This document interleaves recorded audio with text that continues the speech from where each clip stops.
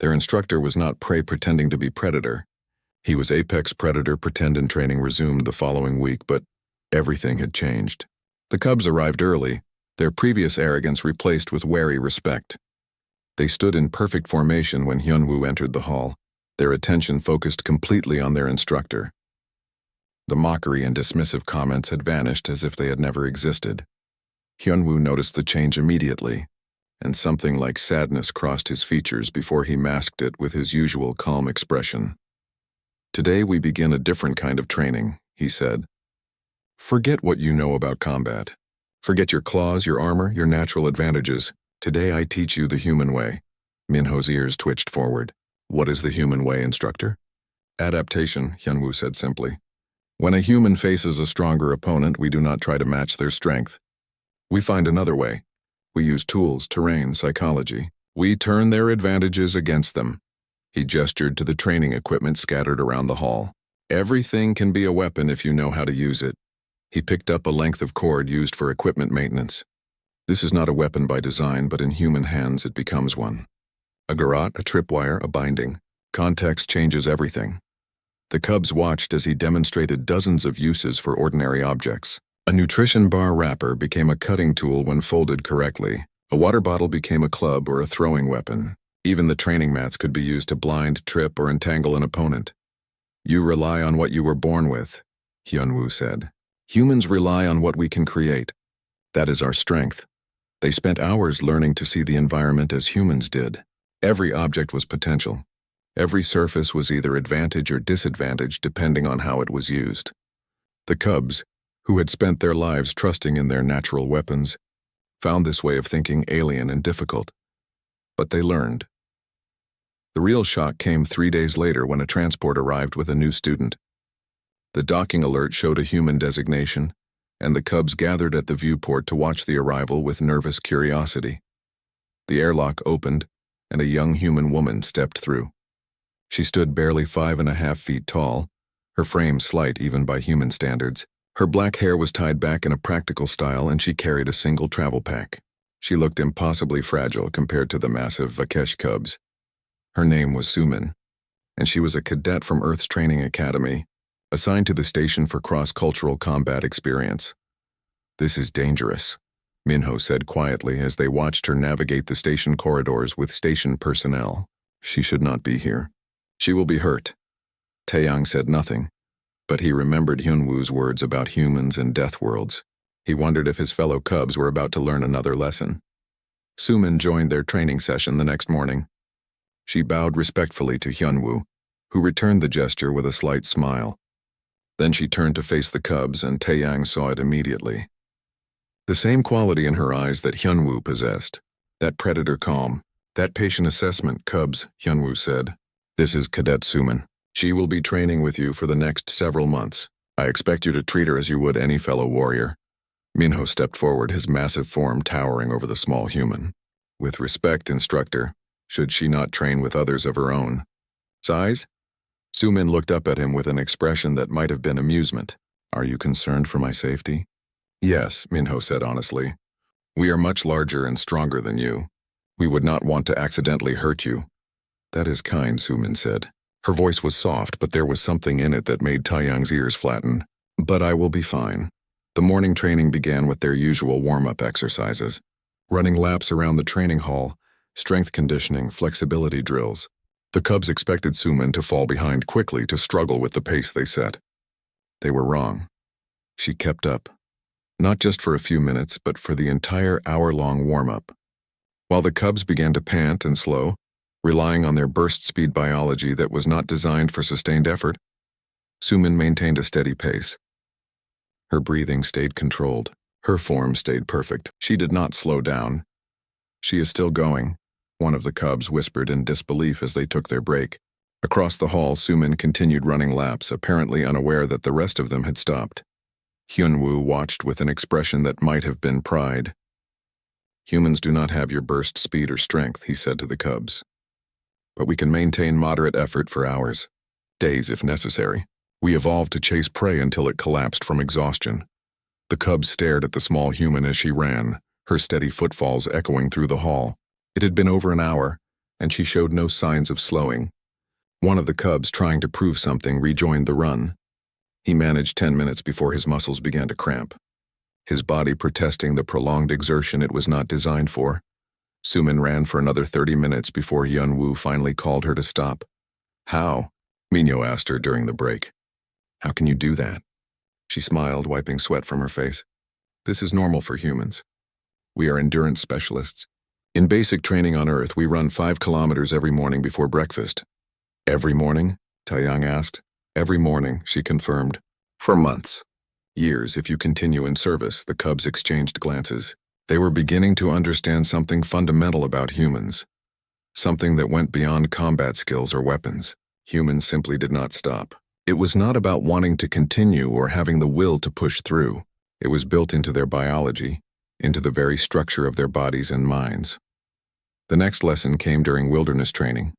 The station maintained a large environmental simulation zone, a multi-level space designed to mimic various planetary conditions.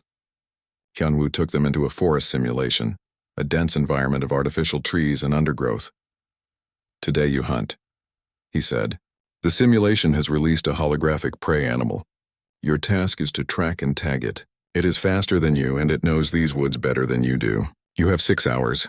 The cubs split into groups and began the hunt with confidence. They had trained for this their entire lives. Tracking prey was in their blood. They moved through the forest with practiced efficiency, using their keen senses to follow the trail. But the prey was fast, and the trail kept going cold. After 2 hours, most of the cubs had given up and returned to the starting point. Their burst speed biology was not designed for prolonged tracking. They were ambush predators built for short, explosive hunts. Sumin did not return. Hyunwoo sat with the cubs at the starting point, waiting. 3 hours passed, then 4. The cubs began to worry. Should we search for her? Minyo asked. She might be lost. She is not lost, Hyunwoo said calmly. 5 hours. 6 hours. The exercise time limit expired. The cubs were restless now, concerned for the small human who had disappeared into the simulated forest alone. Then, Sumin emerged from the tree line. She was covered in dirt and simulated plant matter. Her clothes were torn in places. But in her hand was the tracking beacon, lit up to show she had successfully tagged the prey. 6 hours, Taeyang said in disbelief. You followed it for 6 hours? Sumin nodded, breathing heavily but smiling. It was fast, but I was patient. Every time it stopped to rest, I got closer. Eventually, it could not run anymore. She handed the beacon to Hyunwoo, who examined it and nodded with approval. This is persistence hunting, Hyunwoo said to the cubs, the oldest form of human hunting. We do not chase prey in a burst of speed. We simply follow it until it cannot run anymore. In Earth's history, humans could track prey for days if necessary. We would follow herds across entire continents, never stopping, never giving up. Minho's claws scraped against the ground. That is not hunting. That is haunting. Yes, Hyunwoo said softly. From the prey's perspective, humans are persistent nightmares. Something that follows you forever. That never stops. That never gives up. No matter how fast you run, no matter where you hide, we keep coming. The cubs looked at Sumin with new eyes. She was half their size, possessed none of their natural weapons or armor, and could not match their speed or strength. But she had succeeded where they had failed because she simply refused to stop trying. That night, the cubs gathered in their common area, and Taeyang voiced what they were all thinking. We cannot compete with them, he said quietly, not in the ways that matter. We are faster and stronger, yes, but they are relentless. They adapt to everything. They turn disadvantages into advantages. They never ever give up. Minho's tail lashed in frustration. Then how do we become better warriors? If humans have such advantages, what hope do we have? We learn from them, Taeyang said. We learn to think like they think, to adapt like they adapt, to endure like they endure, another cub growled. You want us to become more human? I want us to survive, Taeyang replied. And if humans have survived everything their death world threw at them, then their methods work. The conversation continued late into the night. They discussed what they had learned, what they had witnessed. They talked about Earth and the horrors of a planet that tried to kill its own children. They wondered how humans remained sane when they carried such capacity for violence and endurance. The training hall smelled of sweat and frustration. 7 young Vakesh stood in formation, their massive forms towering over the human instructor who walked between them. Each cub stood nearly 8 feet tall, covered in dark fur that rippled over natural armor plating. Their claws gleamed in the artificial light, retracted but always present. They were born predators from a world where strength meant survival. Hyunwoo moved through their ranks with quiet steps. He stood barely 6 feet tall, his frame lean and unimpressive next to the alien warriors. His dark hair was cut short, his features unremarkable.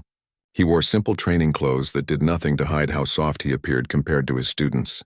The Vakesh cubs watched him with barely concealed contempt. "Again," Hyunwoo said, his voice calm. "Show me the defensive stance." The cubs moved through the forms, but their hearts were not in it. Taeyang, the youngest of the group, executed the movements with precision, but even he felt the exercise was beneath them. They were Vakesh. They had claws that could tear through steel, natural armor that could stop most projectiles, and strength that exceeded nearly every species in the known galaxy. What could this weak, clawless human possibly teach them? "Your stance is too wide, Minho," Hyunwoo said, stopping beside one of the larger cubs. "If someone strikes from your left, you cannot pivot fast enough." Minho's ears flattened against his skull. "With respect, instructor, my armor can withstand the strike. I do not need to dodge, and if your armor fails, it will not fail. I am Vakesh." Hyunwoo did not argue. He simply nodded and continued his inspection. Taeyang watched the exchange and felt something stir in his chest. The other cubs mocked their human instructor when he was not listening. They called him soft-skinned, prey walker, and worse. But Taeyang had noticed something in their instructor's eyes that troubled him. When Hyunwoo watched them train, his gaze held a quality that Taeyang recognized from the old hunters on his homeworld. It was the look of a predator measuring prey. The thought made no sense, so Taeyang pushed it away. The training session continued for another hour. The cubs moved through combat drills, weapons practice, and conditioning exercises. Hyunwoo observed, occasionally correcting a stance or suggesting a more efficient movement. The cubs tolerated his instruction but did not truly listen. How could they? He was human. He had no claws, no fangs, no armor. On their world, something like him would be prey. The alarm shattered the routine. Red lights flooded the training hall, pulsing in time with a harsh klaxon. Hyunwoo's head snapped toward the door, his entire demeanor changing in an instant. The casual instructor vanished, replaced by something else entirely. "Into the corner," he said, his voice cutting through the alarm. Now, the cubs hesitated. Minho growled low in his throat. "We are warriors." "We do not hide." "You are cubs," Hyunwoo said, and there was steel in his voice that had not been there before. "And you will follow orders. Move." Something in his tone made them obey. They moved to the corner of the training hall, their instincts screaming at them to fight, to defend, to prove themselves. But that voice had carried command that bypassed their pride. The doors to the training hall exploded inward. 6 figures stormed through the smoke and debris. They wore combat armor covered in weapons and gear. Their species varied, but their intent was clear. Mercenaries, pirates, hunters who preyed on the weak and valuable. Young Vakesh cubs would fetch a fortune in the illegal fighting rings that operated in the darker corners of the galaxy. Well, the lead mercenary said, his voice distorted through his helmet. "Look at this. A whole litter of them and only one soft human to guard them." Hyunwoo stood between the mercenaries and his students. He held no weapon. His stance seemed relaxed, almost casual. "You should leave," he said simply. The mercenaries laughed. One of them, a massive Kravik with natural armor thicker than the Vakesh cubs, stepped forward. "Or what, human? You going to stop us? You got no claws, no armor, nothing? You are nothing. Last chance," Hyunwoo said. The Kravik raised his weapon and everything changed. Hyunwoo moved. The cubs had never seen anything move like that. One moment their instructor stood still. The next he was inside the Kravik's guard. His hand struck twice, too fast to follow. The massive alien collapsed, his weapon clattering to the floor. Hyunwoo caught it before it hit the ground and fired 3 times in rapid succession. 3 mercenaries fell. The remaining 2 opened fire, but Hyunwoo was already moving. He did not run, he flowed. Every step was precise, every movement calculated. He used the fallen Kravik's body as cover, then rolled and came up firing. Another mercenary dropped. The last one tried to retreat. Hyunwoo pursued. The cubs watched in absolute silence. This was not fighting as they knew it. This was not the clash of warriors, the test of strength against strength. This was something else entirely. This was hunting. This was killing. This was efficient, brutal, and utterly terrifying. Hyunwoo caught the final mercenary at the door. He did not use the gun. He dropped it and moved in close. The mercenary tried to fight back, tried to use his superior size and armor. It did not matter. Hyunwoo moved around him like water, striking points on the armor that the cubs had not known were weak points. The mercenary fell, and Hyunwoo's hand came down on his neck with surgical precision. Then it was over. Hyunwoo stood among the bodies, breathing steady and controlled. Not a single scratch marked his skin. He looked down at his hands for a moment, and the cubs saw something cross his face. Regret, perhaps, or maybe just fatigue. He turned to face them, and for a moment the cubs saw their instructor clearly for the first time. His eyes were calm. His hands were steady, and there was blood on his training clothes. "Are any of you hurt?" he asked, his voice gentle again. None of them could speak. Taeyang's mouth was dry. His claws had extended without his conscious thought, a fear response he had not experienced since he was very small. Around him, the other cubs stood frozen, their ears flat, their eyes wide. Minho finally found his voice. What are you?" Hyunwoo looked at him for a long moment. Then he walked to the wall and pressed the emergency comm. "Security, this is Training Hall 7. We have a breach. Multiple hostiles down. Cubs are safe. Send medical." He did not answer Minho's question. Station security arrived within minutes. They found the cubs huddled together in the corner, still silent, still watching their instructor. They found Hyunwoo sitting against the wall, his eyes closed, looking for all the world like a tired teacher after a long day. They found 6 bodies cooling on the floor. Taeyang could not stop staring at his instructor. The question formed in his mind, terrible and compelling, and he knew it would haunt him until he found an answer. What was that? What did we just see? Why does something that looks like prey fight like the apex? The other cubs were thinking the same thing. They had come to this station to learn from legendary warriors. They had expected to be taught by beings like themselves, predators who understood strength and honor and the glory of combat. Instead, they had been given a human instructor. A soft, weak, clawless human who they had dismissed and mocked. A human who had just killed 6 armed mercenaries with his bare hands and did not even appear. Winded, Taeyang watched as medical personnel checked Hyunwoo for injuries and found none. He watched as his instructor gave his report to security with calm, professional efficiency. He watched as the bodies were removed and the training hall was cleared. And he could not stop the question from circling in his mind, growing louder with each repetition. Why is he apex clad in human skin? The medical bay smelled of antiseptic and fear. The 7 Vakesh cubs sat on examination tables, their massive forms making the human-sized furniture seem toy-like. Jiwon moved between them with practiced efficiency, running scanners over their bodies and checking their vital signs. She was human like their instructor, though she stood even shorter than Hyunwoo. Her hands moved with gentle confidence as she worked. "You're all physically fine," she said, her voice carrying a soft accent. "No injuries, no exposure to toxins. But your stress hormones are extremely elevated." Minho's claws scraped against the metal table. "We are not stressed. We are Vakesh. We do not fear." Jiwon looked at him with patient eyes. "Your biology says otherwise. You witnessed violence. That affects everyone, regardless of species."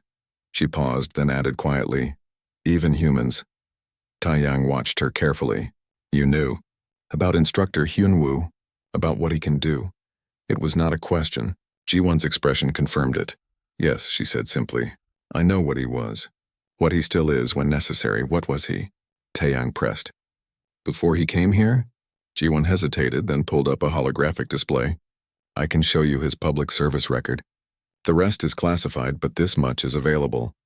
The display showed a younger Hyunwoo in military uniform. The text beside his image was sparse, but what was there made Taeyang's blood run cold. Earth Defense Force, Rim Wars, Combat Operations. Survival rate of his unit, 43%. His personal survival rate, 100%. Confirmed hostile eliminations, classified. The Rim Wars, Minho whispered. That was 15 years ago, when humanity first encountered hostile species. "Yes," Jiwon said. "Hyunwoo served for 8 years. He saw combat on 12 different worlds." She closed the display. When the war ended, he left the military. He said he wanted to teach instead of kill. He came here to the station to train young warriors from across the galaxy. Why? Another cub asked. Why would an apex predator choose to teach prey? The words came out before the cub could stop them. Ji-won's expression hardened. You still do not understand, she said. Humans are not predators because we enjoy killing. We are predators because we are very, very good at surviving. There is a difference. She left them to think about that. The cubs returned to their quarters in silence. They should have been celebrating their survival, boasting about their courage in the face of danger. Instead, they gathered in Taeyang's room and began searching the galactic network for information about humans. What they found disturbed them more than the attack had. Earth. Classification: Death World. Atmospheric oxygen percentage: 21%. Considered toxic to most species. Gravity, 1 standard, considered high. Native predator species estimated over 300,000. Native prey species that survived to sapience: 1. Humans, Taeyang read aloud, evolved on a planet where everything wanted to kill them.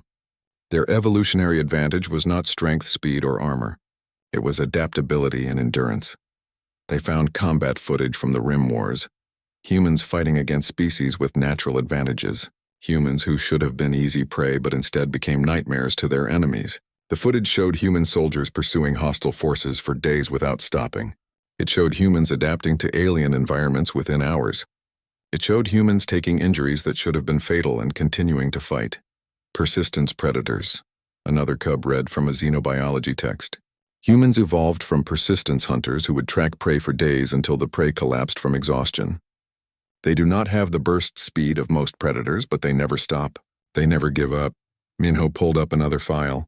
It says here that human bone structure is designed to absorb impact. Their muscles are built for endurance rather than power. Their sweat glands allow them to regulate temperature better than almost any species.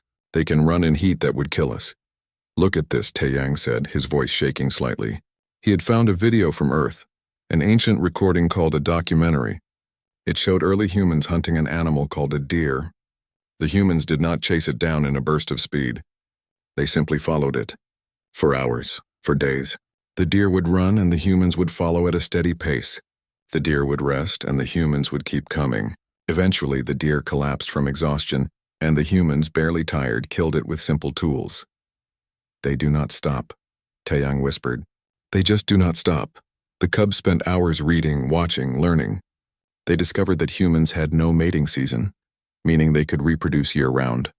They learned that humans could eat an enormous variety of foods, including things that were poisonous to most species. They read about human endurance records, about humans who ran for days, who climbed impossible heights, who survived in environments that should have killed them, and they learned about human warfare.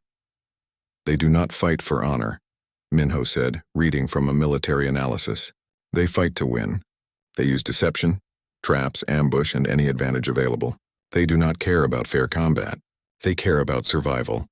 Another cub found footage of human special forces training. The exercises were horrifying in their brutality. Humans pushed themselves beyond what should have been possible, and when they failed, they simply tried again. And again, and again. What kind of species does this to themselves? The cub asked. The kind that evolved on a death world, Taeyang answered quietly. The kind that had to become apex predators or go extinct. 3 days after the attack, Taeyang worked up the courage to approach Hyunwoo. Their instructor had resumed teaching as if nothing had happened. He was patient, gentle, and seemingly harmless again. But Taeyang could not unsee what he had witnessed. Every time he looked at Hyunwoo, he saw the blood, the efficient violence, the cold calculation in those human eyes. Instructor, Taeyang said after class, may I ask you something? Hyunwoo looked at him with mild curiosity. Of course. The other day when you fought those mercenaries. What we saw, is that what all humans can do? Hyunwoo was quiet for a long moment. Then he gestured for Taeyang to walk with him. They moved through the station corridors, past aliens of dozens of species going about their daily lives. Do you know why most species fear death worlds? Hyunwoo asked. Because they are dangerous, Taeyang answered. No, Hyunwoo said. Because the things that evolve on death worlds have to be more dangerous than the world itself. Earth tried to kill humans for millions of years. Predators, diseases, weather, other humans. Everything on our planet wanted us dead. He stopped and looked at Taeyang directly. We did not have claws, so we made knives. We did not have armor, so we learned to dodge and weave. We did not have speed, so we learned patience. We did not have venom, so we learned to make poisons. We took every disadvantage and turned it into a weapon. But you, Taeyang said, his voice barely above a whisper, the way you fought. That was not normal even for humans. You are special, yes? Hyunwoo smiled, but it was a sad smile. I was trained by my government to be very good at killing. But the capacity for what you saw, that is in every human. We are all apex predators, Taeyang. Some of us just have more practice than others. He started walking again and Taeyang followed. I came here to teach, Hyunwoo continued, because I was tired of killing. I wanted to show young warriors from across the galaxy that strength is not just about physical power. It is about adapting, surviving, and protecting those who cannot protect themselves. But you are still a predator, Taeyang said. Yes, Hyunwoo agreed. I will always be a predator, but I choose to use that nature to teach rather than to hunt. They reached the training hall. Hyunwoo turned to face Taeyang fully. You asked me a question with your eyes, even if your mouth did not speak it, Hyunwoo said. You want to know why I seem like apex clad in human skin? Taeyang's ears flattened. Yes, instructor. Hyunwoo's expression was gentle, but his eyes were ancient. Because on Earth, everything wanted to kill us. The weather, the animals, the plants, the diseases, even other humans. We learned to kill back. We learned to adapt, to endure, to survive no matter what. That is what being human means. He placed a hand on Taeyang's shoulder. The gesture was light, friendly, but Taeyang could feel the strength in those fingers. You and your people are warriors by nature, Hyunwoo said. You were born with weapons and armor. Humans are warriors by necessity. We were born with nothing but our minds and our refusal to die. Which do you think is more dangerous? Taeyang had no answer. That night he lay in his bunk and thought about his instructor's words. Around him, the other cubs slept fitfully, their dreams troubled by what they had witnessed and learned. Taeyang stared at the ceiling and understood something profound and terrifying. They had come to this station to learn from warriors. They had expected to be taught by beings like themselves, predators who understood strength and honor. Instead, they had been given a human, a species that looked like prey but fought like nightmares, a species that had climbed to the top of their world's food chain with nothing but determination and refusal to give up. And tomorrow, that human would teach them again, would stand before them with his gentle voice and patient manner, would guide them through training exercises with careful instruction, and they would listen, because now they knew the truth. The alarm woke them in the dead of night cycle. Not the sharp emergency klaxon from before, but a low, pulsing tone that somehow felt more ominous. Taeyang jerked awake in his bunk, his enhanced hearing picking up sounds that made his fur stand on end. Weapons fire, distant screams, the heavy thud of explosions echoing through the station's superstructure. The lights flickered once, twice, then died completely. Emergency lighting cast everything in a red glow. Everyone up, Minho called out, already moving toward the door. The other cubs scrambled from their bunks, instincts screaming danger. Taeyang's claws had already extended, his body responding to threats he could sense but not yet see. The door to their quarters slid open, and Hyunwoo stood there with Sumin beside him. Both humans were dressed in dark clothing, their faces grim. G1 appeared moments later carrying medical supplies and a sidearm that looked too large for her small frame. We need to move now, Hyunwoo said, his voice carrying absolute command. Stay close, stay quiet, and do exactly as I say. What is happening? Taeyang asked. The mercenaries are back, Ji-won said, checking her weapon with practiced efficiency. More of them this time. They have cut the main power, disabled communications, and they are sweeping the station level by level. How many? Minho demanded. At least 40, Hyunwoo replied. Maybe more. They have come prepared. EMP weapons, heavy armor, military-grade equipment. He looked at each cub in turn. They are not here just for you anymore. They want me. The cubs understood immediately. Word must have spread about what happened during the first attack. A human who could kill 6 armed mercenaries alone would be valuable to certain groups. Military contractors, private armies, criminal organizations. The market for skilled killers was vast and profitable. Station security? Sumin asked. Scattered or dead, Hyunwoo said flatly. We saw bodies on our way here. The mercenaries hit the security stations first. We are on our own. They moved through the darkened corridors, Hyunwoo leading with Sumin watching their rear. The cubs stayed in the middle, their superior senses picking up sounds and scents the humans could not detect. Twice they encountered bodies. Station personnel who had been cut down trying to reach safety. Hyunwoo paused at each one only long enough to confirm there was nothing to be done, then kept moving. "Where are we going?" Taeyang whispered. "The lower training levels," Hyunwoo replied. "The old sections that were built when this station was constructed. The mercenaries will expect us to try to reach escape pods or barricade ourselves in secure areas. They will not expect us to go deeper into the station." "Why not?" one of the cubs asked. Hyunwoo glanced back, and in the red emergency lighting his expression was almost predatory. "Because humans do not run from threats. We make the threats run from us." They reached a maintenance shaft and Hyunwoo pried open the access panel. The space beyond was dark and cramped, barely large enough for the massive Vakesh cubs to squeeze through. "Inside," he ordered. We climbed down 3 levels. The descent was difficult. The cubs struggled with the narrow shaft, their bulk making every movement awkward. The humans, smaller and more flexible, moved with ease. Taeyang found himself marveling at how naturally Sumin navigated the tight space. Her slight frame an advantage rather than a weakness in this environment. They emerged into a section of the station that felt ancient. The walls were older metal, scarred with age and maintenance. The air was stale, the lighting units dim and flickering. This was the original core of the station, built decades ago and largely abandoned when newer sections were added. "Defensive positions," Hyunwoo said, and suddenly his tone was different. Not a teacher anymore, but a soldier giving orders in a combat zone. "Jiwon, secure the medical supplies in the back room. Sumin, survey the access points and report. Cubs with me." They followed him deeper into the level. Hyunwoo moved through the space with purpose, examining every corridor, every junction, every room. His eyes tracked sight lines, measured distances, evaluated cover and concealment. "This is perfect," he said, and there was something cold in his voice. "Multiple access points, but all of them are choke points. Limited sight lines. Lots of cover. And they do not know the layout like we will." Minho's ears twitched forward. "Instructor, are we hiding here?" "No," Hyunwoo said, and when he turned to face them, the cubs saw the predator again. The apex that wore human skin. "We are not hiding. We are preparing a killing ground." The next 2 hours were a revelation. The cubs watched as Hyunwoo transformed the abandoned section into a nightmare maze. He used maintenance supplies, old equipment, anything he could find. He created traps using the station's own systems. Doors that would lock remotely. Atmosphere vents that could be triggered to create blinding steam. Gravity plating that could be adjusted to throw off balance and aim.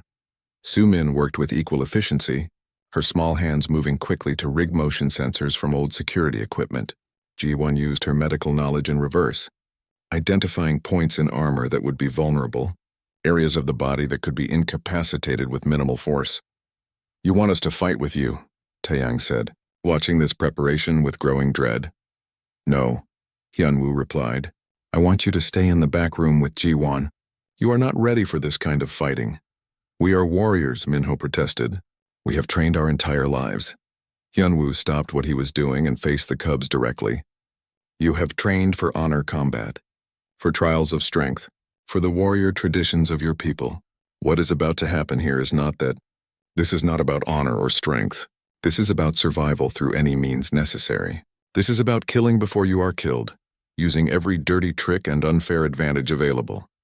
He gestured to the traps they had set. "This is human warfare. No rules, no honor. Just survival. And you are not ready for it." Taeyang felt his pride sting, but he also remembered the first attack. The efficient brutality with which Hyunwoo had eliminated the mercenaries. This was not boasting. This was fact. "We will stay with Ji-won," he said, and the other cubs reluctantly agreed. They retreated to the back room, a small space that had once been a storage area. Ji-won had set up her medical supplies and arranged the room to treat potential casualties. A small monitor showed feeds from the improvised security system Sumin had rigged. "Watch and learn," Ji-won said quietly, adjusting the monitor. "This is what humans do when cornered."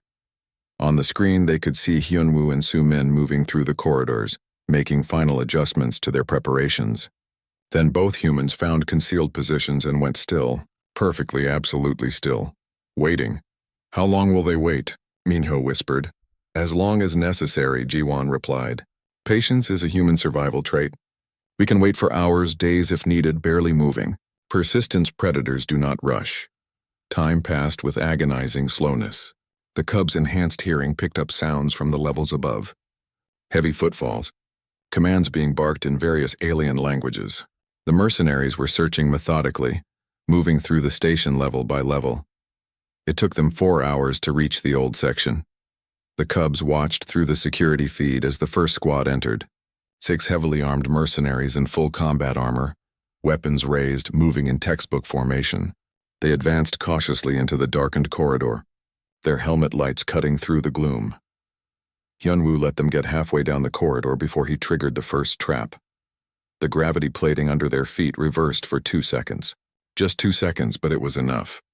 The mercenaries were thrown upward, crashed into the ceiling, then slammed back down as gravity reasserted.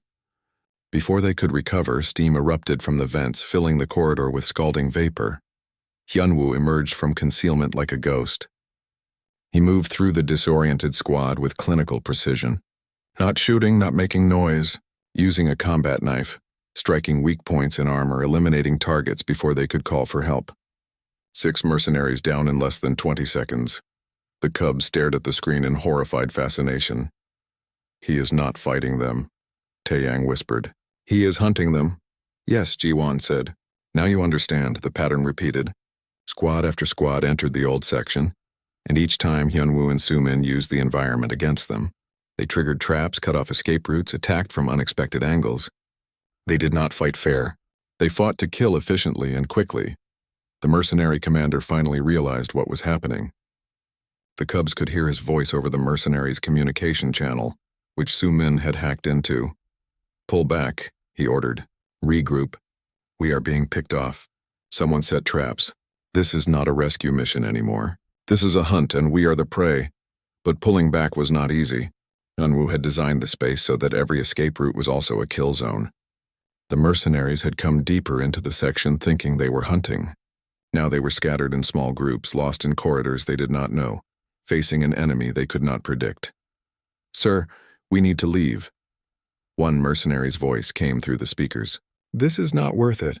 That human, whoever he is going to kill us all. We have superior numbers and firepower." The commander snapped. "Find them and finish this. That was his mistake." Humans did not care about superior numbers. They cared about winning. Taeyang watched as Sumin set up an ambush at a junction. She moved the station's chronometer, showed 6 hours had passed since the attack began. But time had lost meaning in the red-lit corridors. The cubs sat in their small room, eyes fixed on the security monitors, watching their human instructors transform into something out of nightmare.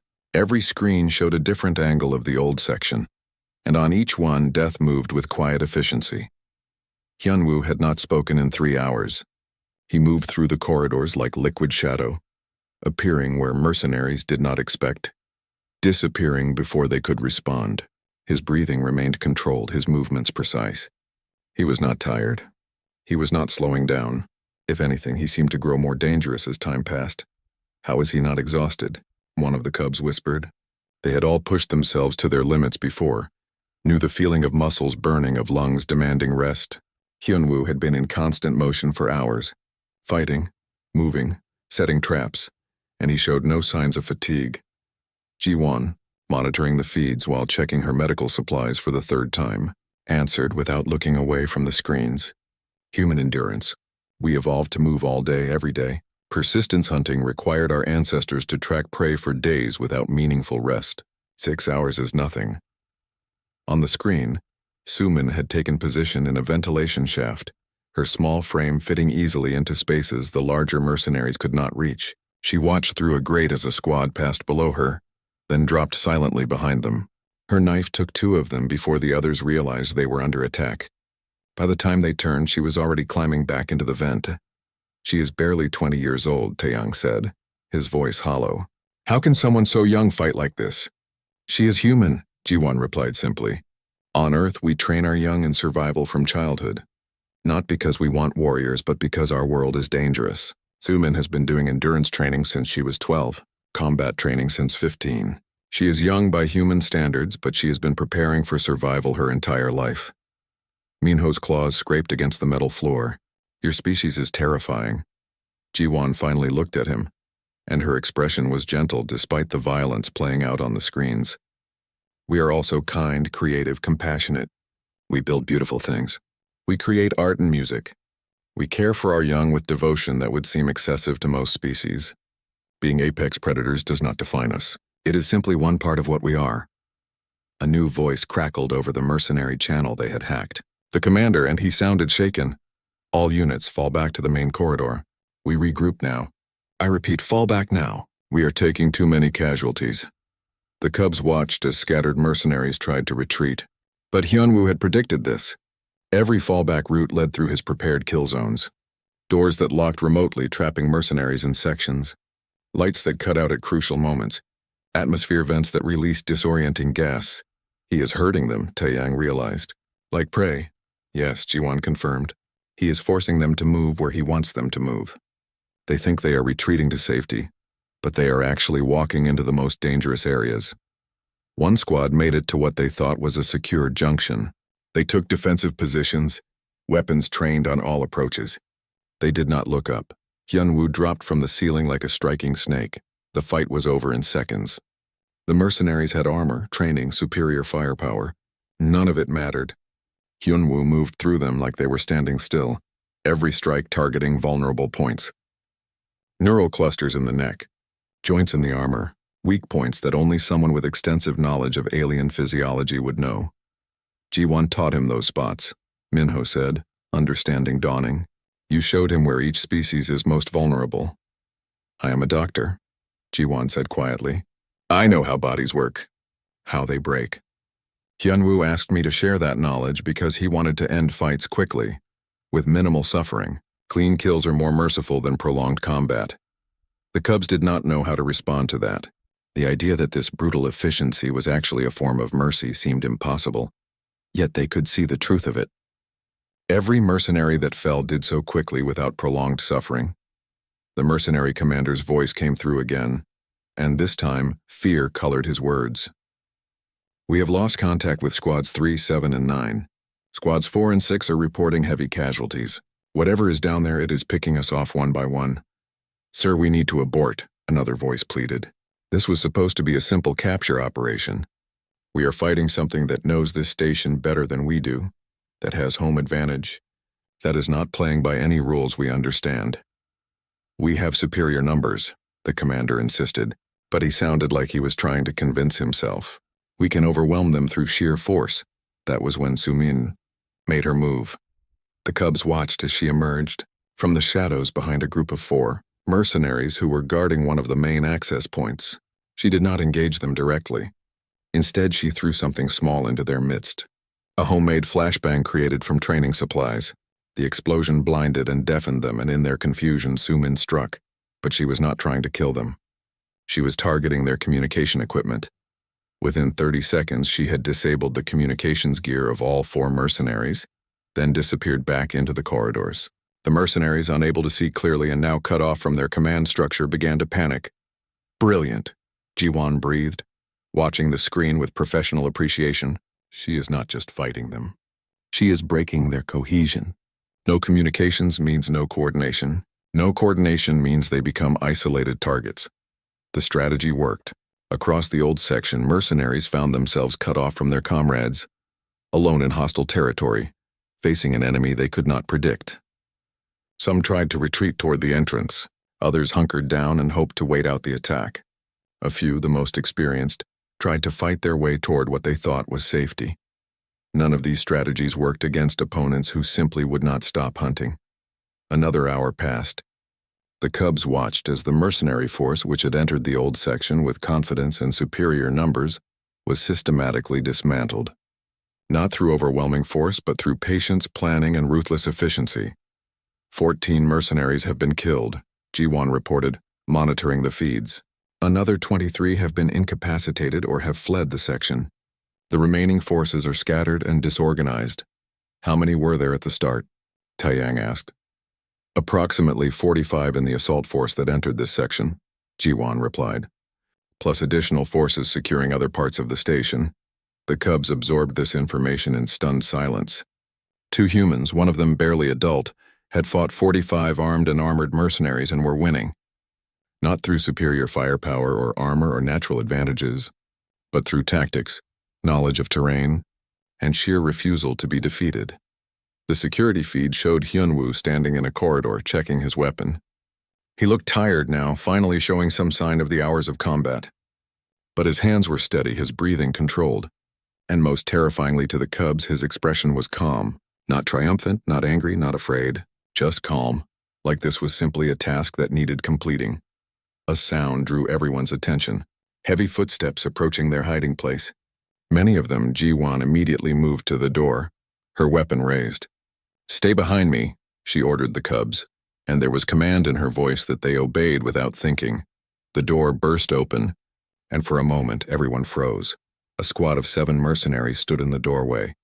Weapons pointed into the room. They saw the cubs huddled in the back.